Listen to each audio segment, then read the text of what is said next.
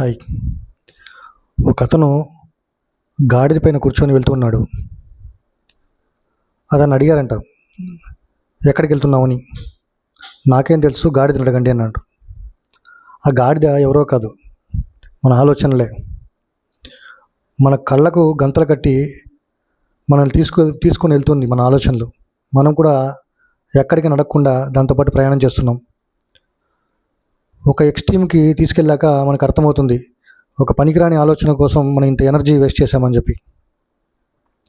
ట్రైన్లో ప్రయాణం చేస్తున్నాం, మనం దిగాల్సిన స్టేషన్ను పొరపాటుగా దిగకుండా మర్చిపోయాం.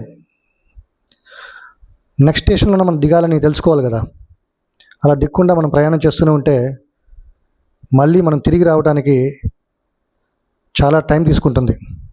అలాగే ఆలోచనలు కూడా, మన ఆలోచనలు ఎప్పుడు వదిలిపెట్టాలో మనం స్పష్టంగా తెలుసుకోవాలి.